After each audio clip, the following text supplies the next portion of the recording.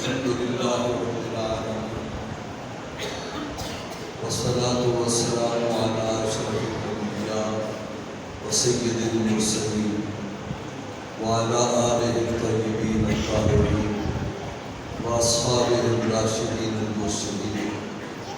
أما بعد فأعوذ بالله من الشيطان الرجيم. بسم الله الرحمن الرحيم.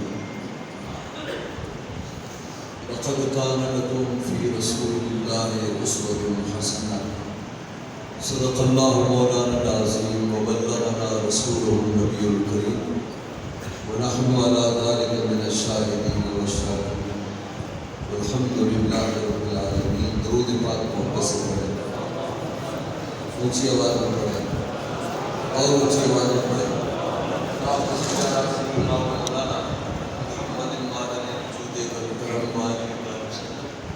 مجھے انتظامیہ نے دور بٹھایا تھا، میں آپ کے قریب آیا، اس لیے قریب آیا ہوں کہ دور رہنے میں کبھی کبھار ایسا ہوتا ہے کہ کچھ معاملات میں دور ہو جاتے ہیں. آپ اونچی آواز میں کچھ پڑھیں. اللہم صلی علی اللہم صلی علی سیدنا محمد.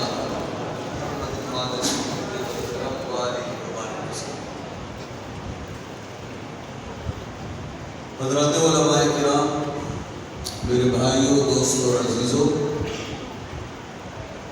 ماشاء اللہ اکبری مسجد جیسے نام اکبری ہے ویسے یہ مسجد ہر لحاظ سے اکبری ہے اور اکبر ہے.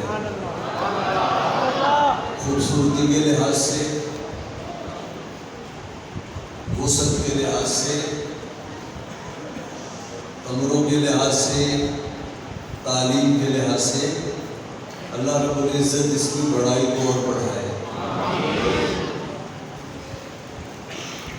آج کل پوری دنیا میں محافل میلاد کا سلسلہ جاری ہے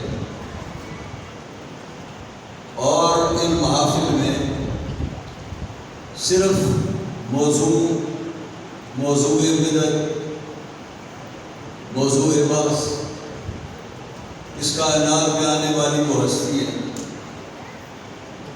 جو وجہ تخلیق کائنات ہے، فخر موجودات ہیں، سرور کائنات ہیں، محمد الرسول اللہ صلی اللہ تعالیٰ علیہ وسلم.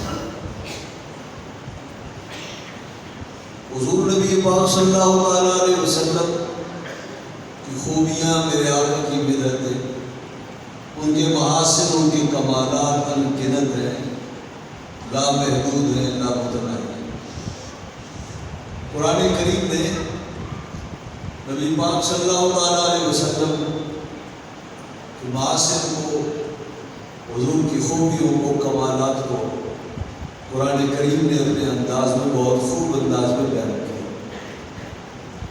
جو آیت کریمہ میں نے پڑھی ہے اس کا تعلق حضور نبی پاک صلی اللہ علیہ وسلم کی حسن سیرت سے ہے. بہت توجہ کیجیے گا. اللہ رب العزت ارشاد فرماتا ہے لَقَدْ كَانَ لَكُمْ فِي رَسُولِ اللَّهِ أُسْوَةٌ حَسَنَةٌ. البتہ تحقیق رسول اللہ صلی اللہ علیہ وسلم کی ذات میں تمہارے لیے بہترین نمونہ ہے. فرمایا جا رہا ہے کہ لوگوں، جس ہستی کو ہم نے بھیجا ہے، ہم نے اپنی جناب سے تمہاری طرف نمونہ بنا کر بھیجا ہے. کیا ہوتا ہے نمونہ؟ اگر میں یہ مثال دوں کہ آج دنیا میں سب سے زیادہ جو چیز استعمال ہو رہی ہے وہ موبائل فون ہے. ایک بہت بڑی کمپنی ہے دنیا کی اور اس نے چاہا کہ مارکیٹ میں ایسا موبائل لانچ کیا جائے جو زمانے کے تقاضوں کو لے کر وہ سسٹم اس پہ رکھا جائے اور وہ چیزیں جو دوسرے سیٹوں میں نہیں ہیں اس میں موجود ہوں. وہ کمپنی اپنے انجینئروں کو جمع کرتی ہے، سسٹم دیتی ہے اور وہ یہ کہتی ہے کہ بہت ہی اعلیٰ قسم کا اس سسٹم سے لیس موبائل کے کچھ دانے، کچھ موبائل مارکیٹ میں تعارف اور نمونے کے طور پر انہیں لانچ کیا جائے، لوگوں کو وہ پسند آ جائے تو ہمیں پھر اس کے بعد ہم کھڑا کر موبائل لاکھوں کروڑوں کی تعداد میں دنیا میں پھیلا دیں گے اور ہم اربوں روپے کمائیں۔ کمپنی کا مالک ان انجینئروں کو اور اپنے عملے کو یہ کہتا ہے کہ موبائل بہت شاندار ہو، جو سسٹم ہم دینا چاہتے ہیں وہ بہت ہی کامیاب ہو، اگر یہ موبائل پسند آیا تو یہ ہماری تعریف ہوگی، ہماری کمپنی کی تعریف ہوگی، وہ موبائل کی تعریف نہیں ہوگی، اور اگر وہ سسٹم فیل ہو گیا پھر یاد رکھو یہ بدنامی موبائل کی نہیں، میری کمپنی کی بدنامی ہے۔ بغیر کسی تشبیہ و تمثیل کے اللہ رب العزت گویا ارشاد فرما رہا، ہمارے کارخانے قدرت میں ہے لوگوں، ہم نے تمہاری طرف ایک نمونہ بھیجا، اور نمونے کے معنی یہ ہے کہ ہم نے ان میں عیب نام کی کوئی چیز نہیں رکھی، جو کمالات ایک کامل انسان میں ہونے چاہیے وہ سارے کے سارے ہم نے ان کی ہستی میں سمو دیے ہیں۔ اگر ان کے کمالات تمہیں اچھے لگے، یہ خود تمہیں ان کی شخصیت اچھی لگے، اور ان کی شخصیت کمالات و محاسن سے تمہیں آراستہ و پیراستہ لگے، تو پھر یہ تعریف ان کی تعریف نہیں، ان کے مالک و مولا کی تعریف کہلائے گی۔ اور اگر تم ان کی ذات والا میں نکالو نقص اور تم ان کی شخصیت میں نکالو ہے تو یہ عیب ان کی ہستی میں شمار نہیں ہوں گے، جس نے انہیں نمونے کے طور پر بھیجا یہ عیب اس کی ہستی میں نکالنا شمار ہوگا۔ تو اللہ رب العزت نے اپنے محبوب کو نمونہ کہہ کر دنیا کو یہ بتایا کہ جس محبوب کو میں تم میں بھیج رہا ہوں، اے لوگوں یہ سراپا کمال ہے، یہ سراپا حسن ہے، اور اس میں عیب نام کی کوئی چیز نہیں۔ میرا محبوب ہر قسم کے کمالات کا جامع ہے، میرا محبوب سراپا حسن ہے، ان کی سیرت بھی حسین ہے، ان کی صورت بھی حسین ہے، ان کی سیرت لاجواب ہے، ان کی صورت با کمال ہے، نہ ان کی سیرت میں کوئی عیب ہے نہ ان کی صورت میں کوئی عیب۔ ان جیسی سیرت ہم نے کسی کی نہیں بنائی، اور ان جیسی صورت زمانے کی نے کسی کی سیرت نہیں دیکھی، اور ان جیسی صورت بھی زمین و آسمان نے کسی ہستی کی نہیں دیکھی۔ ان کی صورت سیرت کے بے شمار پہلو، ان کے اخلاق کیسے تھے، ان کا علم کیسا تھا، ان کا علم، ان کا حوصلہ کیسا تھا، ان کی شجاعت کیسی تھی، ان کا صبر کیسا تھا، ان کا فخر کیسا تھا،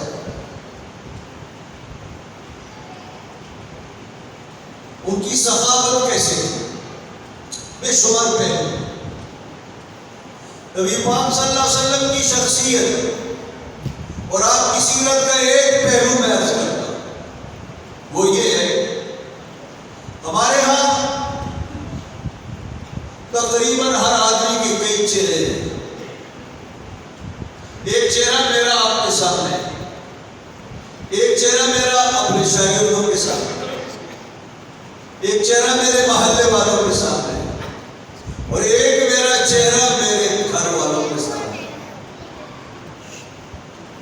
ہم میں سے ہر شخص سے مختلف روپ ہے۔ آپ کے سامنے میرا روپ اور ہے، میرے ملازمین کے درمیان میرا روپ اور ہے، میری بیوی میرے بچوں کے لیے میرا روپ اور ہے۔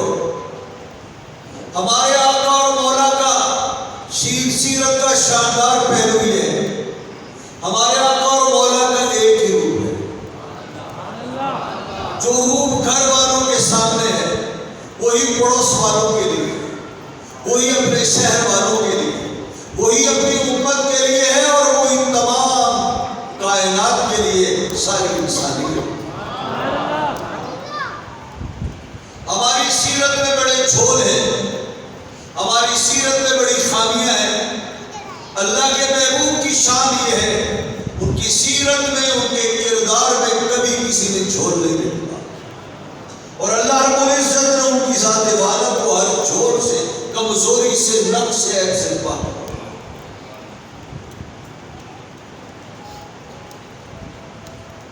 ایک پیر صاحب ہے،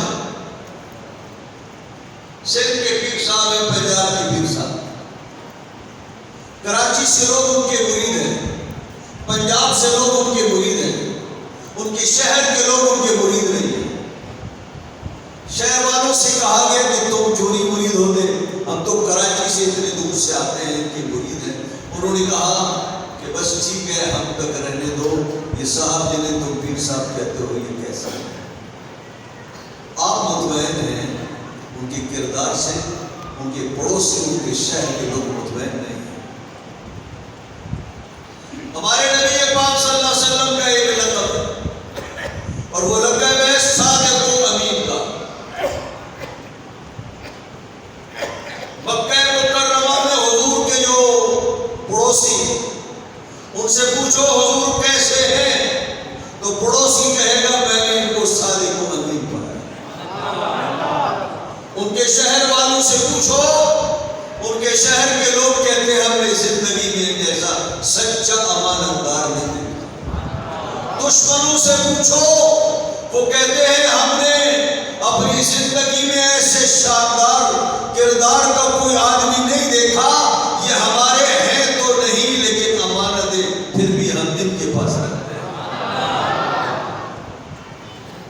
اپنوں سے پوچھو، پراؤں سے پوچھو، عورتوں سے پوچھو، مردوں سے پوچھو، مکے والوں سے پوچھے، باہر والوں سے پوچھو، آج مسلمانوں کے کٹر دشمنوں سے پوچھو، وہ کہتے ہیں پیغمبر اسلام جیسا اور نبی آخر الزمان جیسا صادق و امین دنیا میں کسی نے کسی کو نہیں دیکھا۔ یہ ہمارے نبی کی شان، یہ ہمارے نبی کی سیرت۔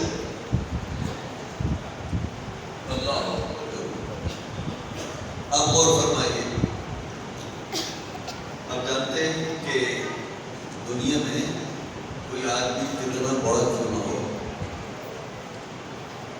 وہ اپنے محکمے میں بڑا ہو، اپنے نچلے اور ماتحت لوگوں میں جتنا بھی بڑا ہو، دنیا اس سے ڈرے اور کانپے، لیکن اس کی زندگی میں ایک ایسی شخصیت آتی ہے جو اس سے نہیں ڈرتی، اور وہ ہے انسان کی بیگم، اور وہ ہے انسان کی بیوی۔ وہ اس لیے نہیں ڈرتی اور خامد اس لیے اس کے سامنے چھینکتا ہے کہ اسے اس کی تمام اچھائیوں برائیوں کا علم ہوتا ہے۔ جب وہ اپنے پہ آتی ہے تو وہ سارا تیا پانچا کر دیتی ہے بغیر کسی لحاظ کے۔ نبی پاک صلی اللہ علیہ وسلم کی بیویاں حضور کے لیے کیا سمجھتی ہیں، اور ان کی نگاہوں میں حضور کی شخصیت کیسی ہے؟ بڑے سے بڑا آدمی ہو، اس کی بیوی کی نظروں میں اس کی بہت سی کمزوری ہو، اور جب وہ غصے میں آتی ہے اور آپے میں آتی ہے تو وہ ایک ایک کر کے سب کے سامنے ادھیڑ دیتی ہے۔ ہمارے نبی کے بارے میں حضور کی بیویاں کیا کہتی ہیں؟ حضور نبی پاک صلی اللہ علیہ وسلم غار حرا میں جب آپ کے سینے پر پہلی مرتبہ وحی اتری اور سورہ علق کی 5 آیتیں اتری، اقرا بسم ربک الذی خلق خلق الانسان من علق اقرا وربک الاکرم الذی علم بالقلم علم الانسان ما لم یعلم، 5 آیتیں اتری۔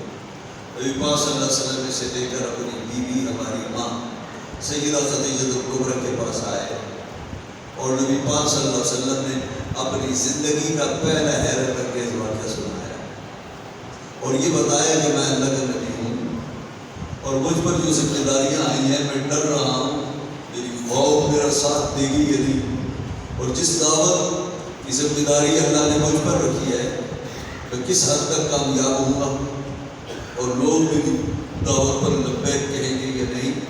یہ ہماری ماں کے سامنے کہا، فرمایا لقد خشیت علی نفسی، مجھے اپنے اوپر اپنی جان کا خوف ہے۔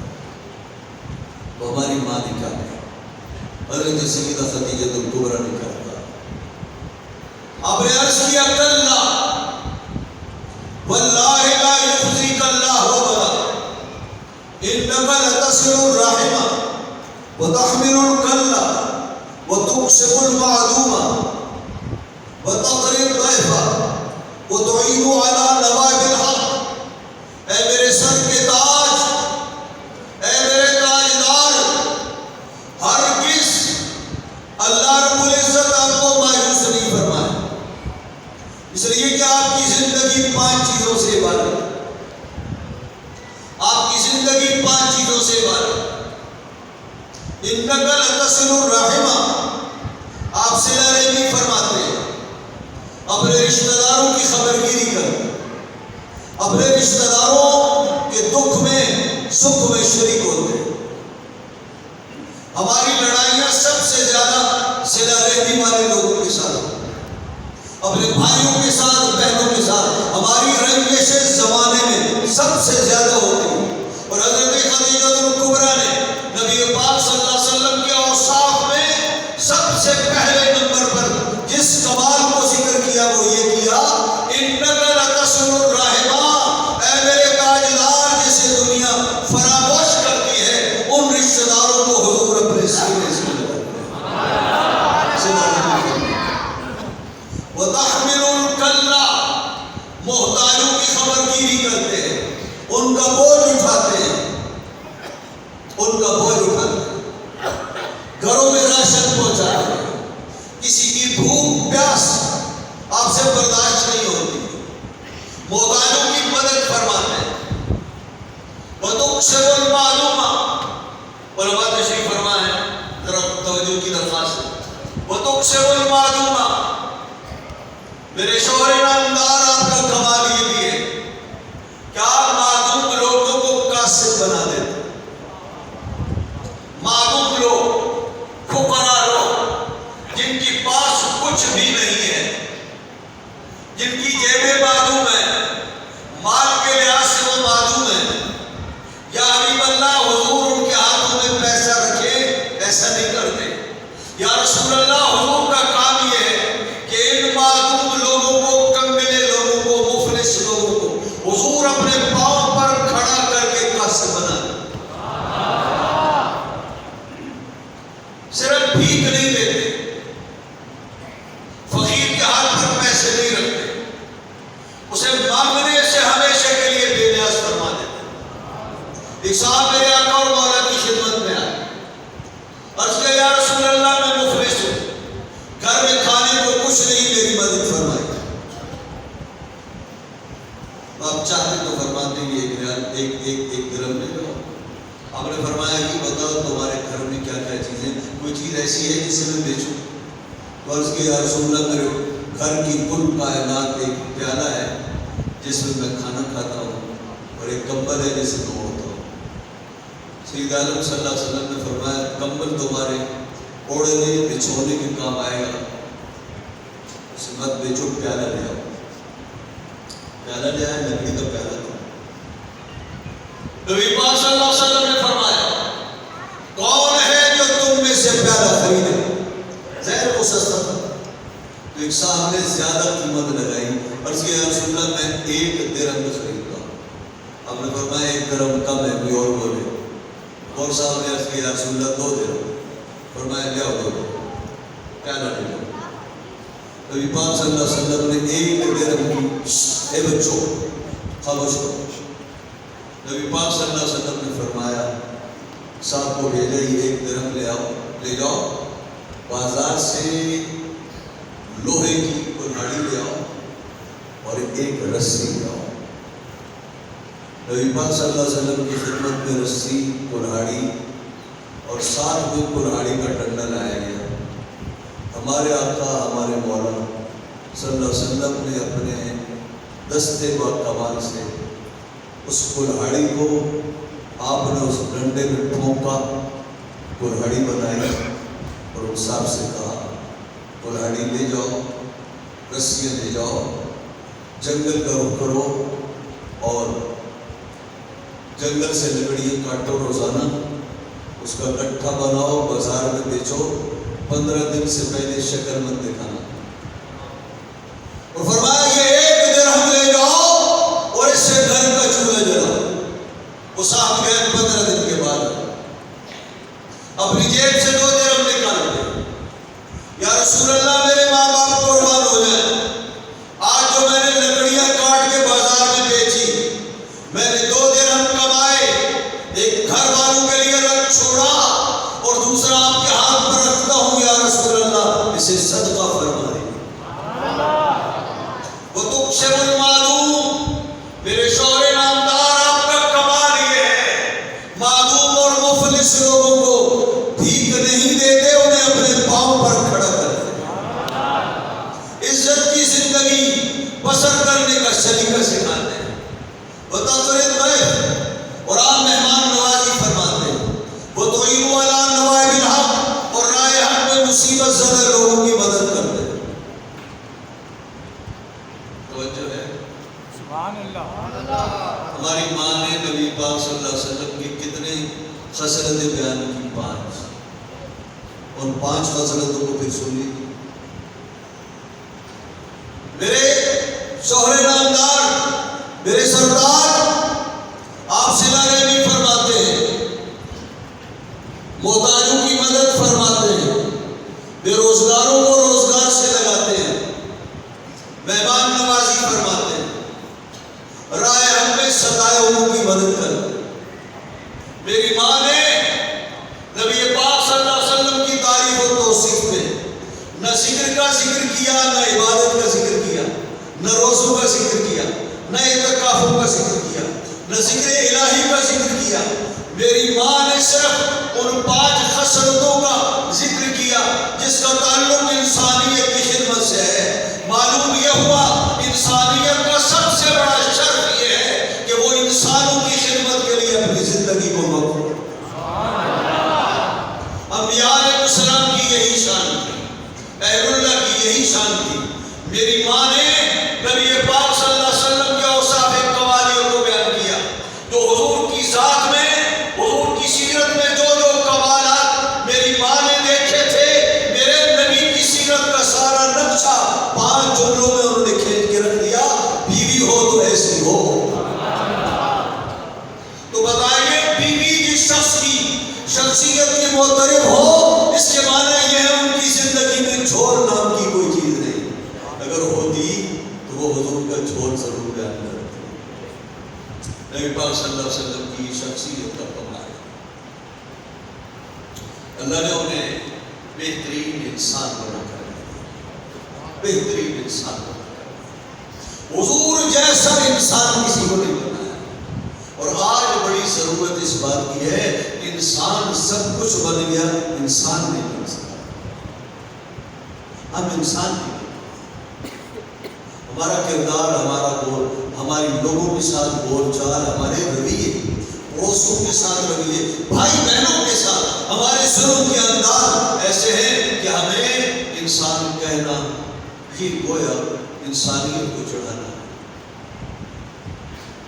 میں اس کیا کرتا ہوں، آپ اپنے بچوں کو مولوی بنائیں، عالم بنائیں، ڈاکٹر بنائیں، وکیل بنائیں، انجینئر بنائیں، انہیں بڑے سے بڑا آدمی بنائیں، لیکن سب سے پہلے انہیں انسان بنائیں۔ ہم میں بڑے بڑے آدمی بن جاتے ہیں، سب کچھ بن جاتے ہیں، انسان نہیں بن جاتے۔ ہمارے نبی صلی اللہ علیہ وسلم نے لوگوں کو انسان بنایا۔ آپ کی زندگی میں وہ لوگ کہ جو انسانیت کے لیے باعث آر اور شرم تھے، ہمارے نبی نے اپنی صحبت میں بٹھا کر اپنی ایک نگاہ کرم سے انہیں اعلیٰ انسان بنایا، اور ایسا انسان بنایا فخر ملائکہ بنایا۔ ضرورت اس کا ایک وقت اور میں انسانی زندگی میں سب سے زیادہ انسان کو جاننے والی کون ہے؟ آپ بول نہیں رہے کون ہے؟ بھائی بیگم کا نام تو آپ کو آنا چاہیے. انسان کو سب سے زیادہ جاننے والی کون ہے؟ اور شرما رہے ہیں. انسان کو سب سے زیادہ جاننے والی کون ہستی ہے؟ بھائی بیوی ہے. اللہ کے بندو بیوی کا نام نہیں آتا. انسان کو سب سے زیادہ جاننے والی کون ہے؟ بیوی. بیوی کچھ نہیں کہیں گا بولے. انسان کو سب سے زیادہ جاننے والی کون ہے؟ بیوی. اور بیوی کے بعد جاننے والا کون ہے؟ اس کے نوکر چاکر. حضور کے نوکر چاکر حضور کو کیا کہتے ہیں؟ صحابہ کرام حضرت علی، حضرت ابوبکر، حضرت عمر، عبداللہ بن مسعود، معاذ بن جبل، صحابہ کرام نبی پاک صلی اللہ علیہ وسلم کے نام لیوا نیازمند جانسار. انہوں نے حضور کی خلوت کو نہیں دیکھا، لیکن جن غلاموں نے حضور کی خلوت کو دیکھا وہ حضور کو کیا سمجھ سکتے؟ حضرت انس بن مالک فرماتے ہیں ما رأیت مثلہ لا قبلہ ولا بعدہ. لوگوں میں نے اپنے آقا جیسا کسی کو نہیں دیکھا. اللہ کی قسم نہ پہلے ان جیسا کسی کو دیکھا ہے نہ ان کے بعد ان جیسا کسی کو دیکھا. میں نے ان جیسا کسی کو دیکھا. حضرت انس بن مالک 10 سال حضور کی خدمت میں رہے. ان جیسا حضور کو کسی نے نہیں دیکھا. ایک اور ہستی ہے ان جیسا بھی حضور کو کسی نے نہیں دیکھا، اور وہ ہے حضرت زید بن حارثہ. یہ کون ہے؟ حضور کے غلام ہیں. توجہ ہے درود شریف پڑھے تو میں عرض کرتا ہوں. میں آپ کا زیادہ وقت نہیں لوں گا، لیکن جتنی دیر بیٹھے خود آ رہا ہوشیار ہو کر. حضرت زید بن حارثہ نبی پاک صلی اللہ علیہ وسلم کے انتہائی چہرے سارے پیارے صاحب حضور کے جانے صاحب زید بن حارثہ. تعلق یمن سے ہے. محلے سے کوئی اغواکار اٹھا کر لے گئے اور شہر مکہ میں جا کر بیچ دیا. اس زمانے میں اغواکار جیسے اغوا کر کے بیچ دیتے، اس زمانے کے قانون کے مطابق وہ بچہ غلام بن جاتا تھا. زید بن حارثہ کو مکہ کی بازار میں بیچ دیا. حضرت حکیم بن نظام نے حضرت ہماری ماں حضرت سیدہ خدیجہ کبریٰ کے بھانجے ہیں، انہوں نے خرید لیا. ابھی ہمارے نبی نے نبوت کا دعویٰ نہیں فرمایا. نبی پاک نے نبوت کا دعویٰ نہیں فرمایا. زید بن حارثہ حضرت خدیجہ کے گھر میں آیا. حضور صلی اللہ علیہ وسلم سے نکاح سے پہلے کی بات. نبی پاک صلی اللہ علیہ وسلم نے نکاح فرمایا. زید بن حارثہ کو گفٹ کر دیا ہماری ماں نے. اب یہ حضور کے غلام ہو گئے. ابھی ہمارے نبی نے نبوت کا دعویٰ نہیں فرمایا. زید بن حارثہ کے ماں باپ پریشان. ان کا باپ اپنے اڑوس پڑوس سے کہتا تھا، اپنے دوستوں یاروں سے کہتا تھا، ملنے والوں سے کہتا تھا میرا بیٹا لاپتہ ہے، اگر پتہ مل جائے تو میں خدا را مجھے اطلاع کر دے. لوگ حج کے لیے جاتے تھے تو کسی صاحب نے حضرت زید بن حارثہ کو دیکھ لیا، پیچھا کیا، یہاں تک کہ گھر کے پتے کا بھی پتہ لگا دیا. زید بن حارثہ کے والد حارثہ اور ان کے چچا مالک، انہیں بتایا گیا ہم نے تمہارا نور نظر مکہ کی بہت اعلیٰ شخصیت چشم و چراغ محمد صلی اللہ علیہ وسلم کے گھر میں انہیں نوکری کرتے دیکھا. تو زید بن حارثہ کے والد حارثہ، ان کے بھائی مالک، ان کے چچا مالک حضور کے گھر میں پہنچے. نبی پاک صلی اللہ علیہ وسلم سے میری بہت توجہ فرمائی.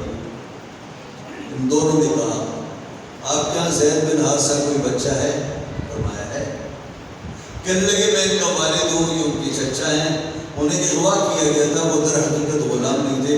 ہم آپ کی منت سماجت کرتے ہیں، ہاتھ جوڑتے ہیں، یہ بچہ ہمارے حوالے کیجیے، اور اگر کچھ پیسہ چاہیے منہ مانگی قیمت ہم دیں. میرے نبی نے کیا ابھی اللہ کے پیارے محبوب صلی اللہ علیہ وسلم نے اعلان نبوت نہیں فرمایا. آپ نے فرمایا میں اسے بلا لیتا ہوں، اگر وہ آپ کو پہچانتا ہے تو مجھ سے پہلے وعدہ کیجیے، اگر بخوشی جائے بغیر قیمت کے تمہارے ہاتھ روانہ کر دوں، لیکن اگر نہ جائے تو زبردستی نہیں چلے گی. کیونکہ باپ چچا لگا کے ٹھیک ہے، وہ سمجھتے تھے باپ کو دیکھے گا، چچا کو بیٹا دیکھے گا، کیسے رہ سکے گا. حضرت زید بن حارثہ کو بلایا، وہ بہت ہی نارمل انداز میں آئے اور دونوں سے ہاتھ ملایا. اور وہ پہچانتے ہو؟ اور اس کی ہاں یہ میرے چچا ہیں، یہ میرے والد ہیں. والد نے سیدھے سے لگایا، روئے، ماں کی حالت بیان کی، بہن کی حالت بیان کی، دوستوں کی حالت بیان کی. کہنے لگے چل بیٹے ہمارے ساتھ، تیری ماں رو رو کر پاگل ہو گئی، تیری بہن تجھے بہت یاد کرتی ہے، بیٹے ہمارے گھر کے سارے لوگ تیری جدائی میں رو رہے ہیں، چل میرے بیٹے میرے ساتھ چل. اس نے کہا میں آپ کے ساتھ نہیں چلوں گا، میں نہیں چلوں گا. حارثہ نے کہا تمہارا دماغ ٹھیک ہے، ارے ہم تجھے آزادی دلانے کے لیے آئے ہیں، اور یہ تمہارے مالک بہت اچھے انسان ہیں. انہوں نے کہا اگر جانا چاہو تو ہمارے ساتھ چلو، بیٹے تمہاری آزادی کی کوئی رکاوٹ نہیں، ہم تمہیں آزادی دلانے کے لیے آئے ہیں. اس نے کہا مجھے آزادی نہیں چاہیے. غلام کہتا ہے مجھے آزادی نہیں چاہیے. باپ پیار سے سمجھانے کے بعد پھر ڈانٹتا ہے. اس نے کہا تمہارا دماغ ٹھیک ہے؟ ارے ساری زندگی غلام بن کر رہو گے، تیرا باپ تجھے آزادی کی نعمت دلانے کے لیے آیا. اس نے کہا ابا جان، جس چوکھٹ کو میں نے دیکھا، جس چہرے کو میں نے دیکھا، جس ہستی کو میں نے پہچانا، در کی غلامی اچھی ہے.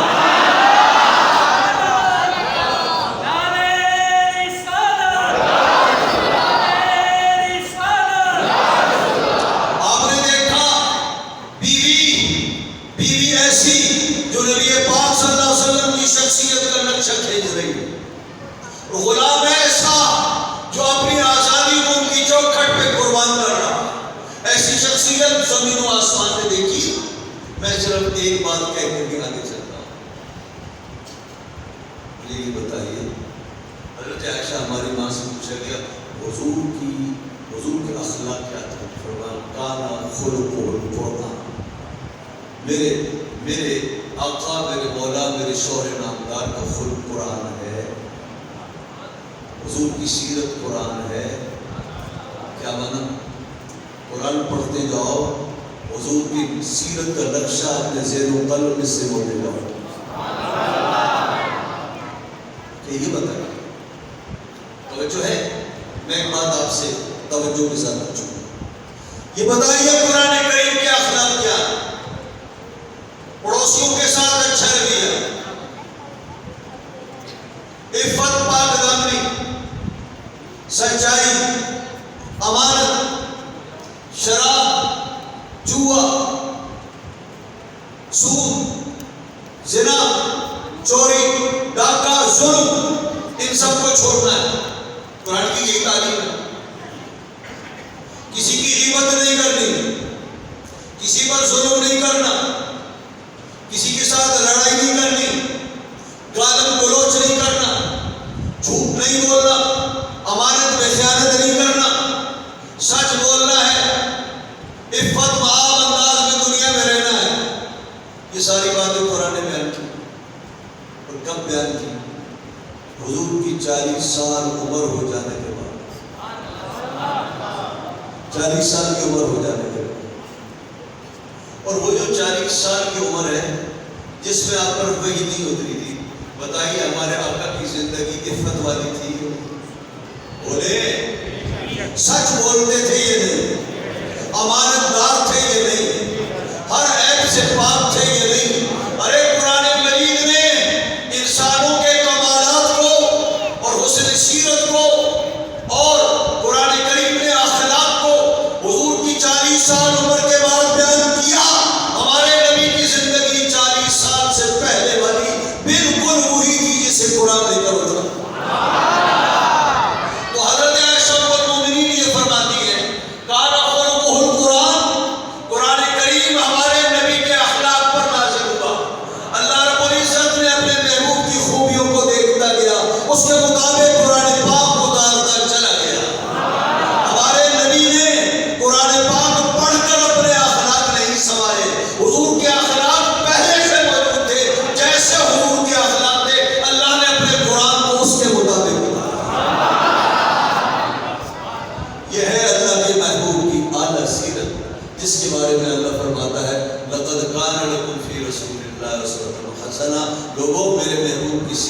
ہمارے لیے بہترین ہے۔ حضور کی سیرت بھی بہت شاندار اور اللہ کے محبوب کی جو صورت ہے وہ بھی بڑی بات ہے۔ میں آخری 5-10 منٹ تک بات ختم کروں۔ حضور کی سیرت بھی شاندار ہے، حضور کی صورت بھی بات ہے۔ کیسی صورت تھی، کیسا چہرہ تھا، کیسی آنکھیں تھی، کان کیسے تھے، ناک کیسی تھی، قد و قامت کیسی تھی، ان کا سراپا کیسا تھا۔ اس کا بیان کرنا بہت مشکل ہے، لیکن یہ فرمائیے، یہ اور فرمائیے کہ اللہ رب العزت وہ اتنے پیارے ہیں، اللہ کی بارگاہ میں اتنے محبوب ہیں کہ محبوب صرف محبوب نہیں ہوتا، محبوب کی ہر نسبت بھی محبوب ہوتی ہے۔ حضور سے کس کس کو نسبت ہے؟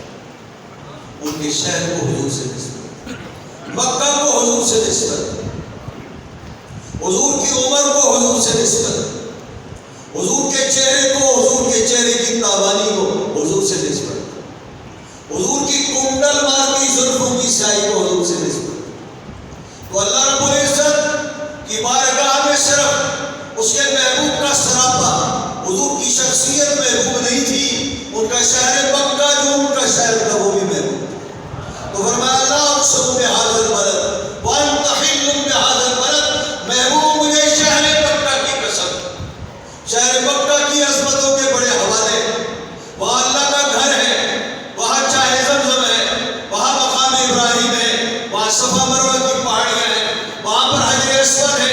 اللہ رب العزت فرماتا ہے یہ سارے حوالے اپنے جگہ صحیح، لیکن محبوب میں قسم اس لیے نہیں کھاتا، وانت حل بہذا البلد، محبوب اس لیے اس کی گلیوں میں پیارے تیرے تلووں کے بوسے لکھے ہیں، تیرے تلووں کے بوسے لکھے ہیں۔ تو بتائیے ان کے تلووں کے کیا کہہ رہے ہیں کہ ان کے تلووں سے گلیوں کی نسبت ہوگی تو گلیاں اتنی محبوب ہوگی۔ وَالضُّحَىٰ، محبوب مجھے تیرے اس چہرے کی قسم جو چاش کی طرح تاباں و درخشاں ہے، محبوب ان زلفوں کی قسم جو اندھیری رات چھا جانے والی رات کی مانند ہے، لعمرو، محبوب تیری بقا کی قسم، والعصر، محبوب تیرے پیارے زمانے کی قسم۔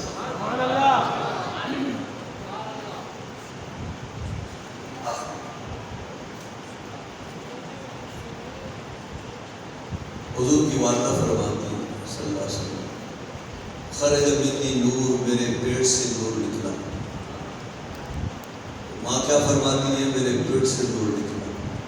حضور صلی اللہ علیہ وسلم ماں کے پیٹ سے آئے تو نور لے کر آئے، نور لے کر آئے۔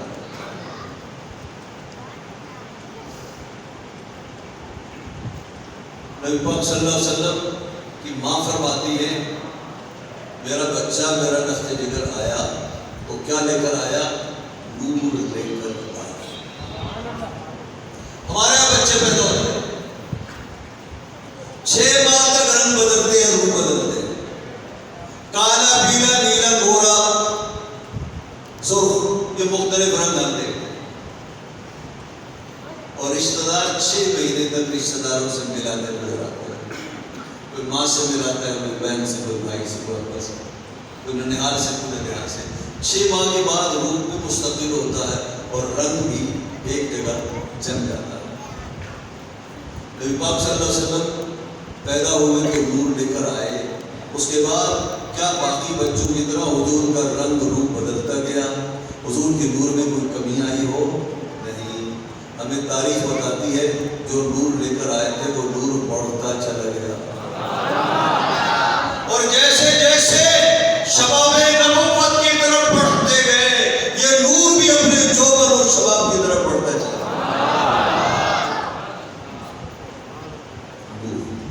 نور کیسا نور تھا؟ حضرت ابو ہریرہ فرماتے ہیں لو رأیتہ کأن الشمس تجری فی وجہہ، دیکھنے والے تو نے میرے نبی کو دیکھا نہیں ہے، اگر تو دیکھ لیتا تو یہ سمجھتا کہ یہ جو سورج ہے یہ آسمانوں میں نہیں چہرے مصطفیٰ میں گردش کر رہا۔ فرمایا وہ چودھری کے چاند کے مقابل کھڑے ہو جاتے، اس کے حسن کو مان فرما دیتے، اور اگر وہ چمکتے ہوئے سورج کے سامنے کھڑے ہو جاتے اس کی روشنی کو شرمندہ فرما دیتے۔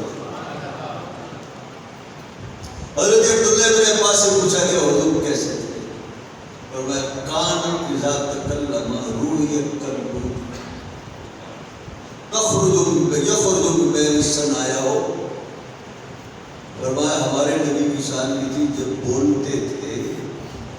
بولتے تھے تو فرمایا آپ کے دندان مبارک سے نور کی شعائیں نکلتی تھیں، نور کی شعائیں۔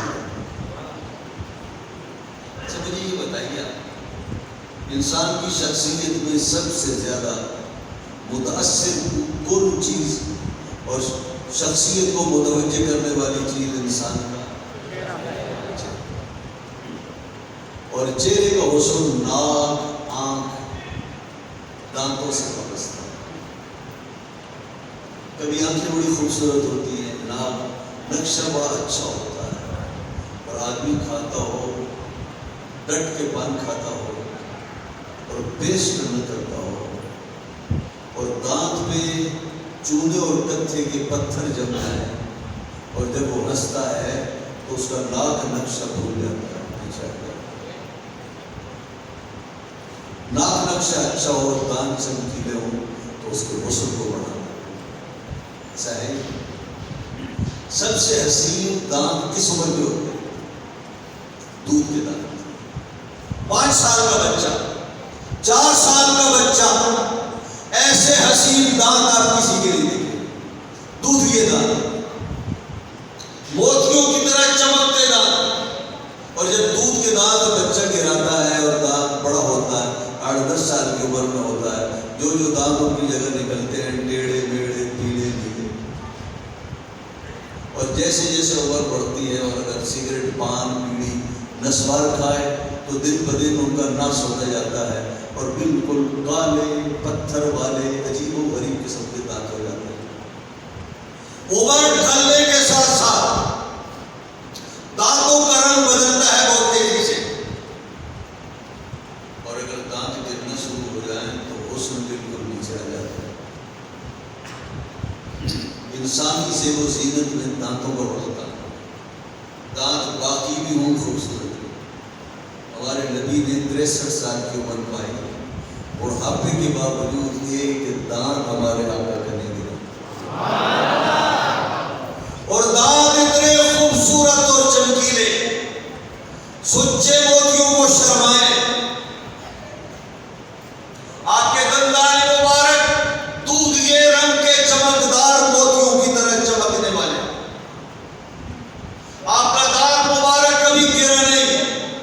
زندگی میں غزوہ احد کے مقام پر آپ کے دانت کا ایک ٹکڑا الگ ہوا۔ صحابہ کرام فرماتے ہیں خدا کی قسم وہ جو ذرا سا ٹکڑا الگ ہوا، ہمارے محبوب کے دانتوں کی زیب و زینت میں اللہ نے اور اضافہ کیا۔ فرمایا وہ جگہ جہاں سے دانت کا ذرہ ٹوٹا، فرمایا کہ وہ چمکتا تھا ایسے کہ جیسے موتی ٹوٹ جائے تو وہ کس طرح چمکتا ہے، حضور کی چمک دمک دانتوں میں اضافہ ہو گیا۔ آدمی کی عمر بڑھتی ہے، دانتوں کا رنگ بدلتا ہے، میرے آقا کے دانتوں کا رنگ آخر تک نہیں بدلا۔ اس لیے ماں نے فرمایا میرے پیٹ سے نور لے کر آئے، وہ نور اپنے شباب پر ہمیشہ رہا۔ یہ جو دانت ہوتے ہیں ان دانتوں میں فاصلے کا بھی ہوتا ہے، 2 دانتوں میں فاصلہ۔ میری بات صلی اللہ علیہ وسلم کے ثنایا، یہ جو نیچے 2 دانت ہیں اوپر کے 2 دانت ہیں، میری بات صلی اللہ علیہ وسلم کے ان دونوں دانتوں میں ذرا سا فاصلہ تھا۔ ہم کہہ سکتے ہیں چھری تھی آپ کے دانتوں میں، آپ کی اوپر کے اور نیچے کے دانتوں میں چھری تھی۔ چھری ویسے ہی ہلکی سی ہو بہت بھری لگتی ہے، اور وہ چھری حضور کے سید عالم صلی اللہ علیہ وسلم کے دانتوں میں ہو تو کتنی بھری لگتی ہے۔ حضرت عبداللہ بن عباس فرماتے ہیں، اب اس حدیث کو پھر پڑھیں، کانا اذا تکلم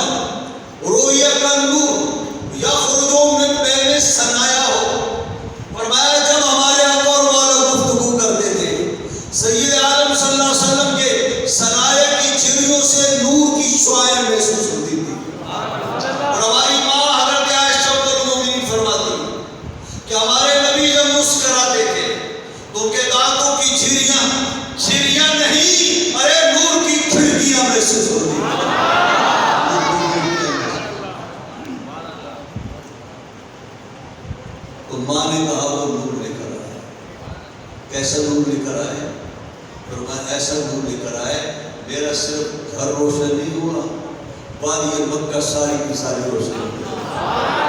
گھر کی چار دیواری میں بیٹھ کر میں نے ملک شام کے محلات کو دیکھ لیا، اور میں نے اس دن کعبۃ اللہ پر 3 جھنڈے لہراتے دیکھے، میں نے 3 جھنڈے دنیا میں لہراتے دیکھے۔ فرمایا ایک مشرق میں ایک مغرب میں کعبۃ اللہ کی چھت پر۔ کعبۃ اللہ کی چھت کے معنی یہ ہے کہ یہ بچہ میرا لخت جگر، اس کی دعوت کا آغاز شہر مکہ سے ہوگا، اور پھر اس کی دعوت صرف ایک علاقے تک محدود ہو کر علاقائی نہیں ہوگی، ارے آفاقی ہوگی۔ ان کی دعوت مشرق میں بھی پھیلے گی، مغرب میں بھی پھیلے گی، مشرق بھی ان کا ہوگا، مغرب بھی ان کا ہوگا، مکہ بھی بالآخر انہی کا ہوگا۔ ایسا ہی ہوا۔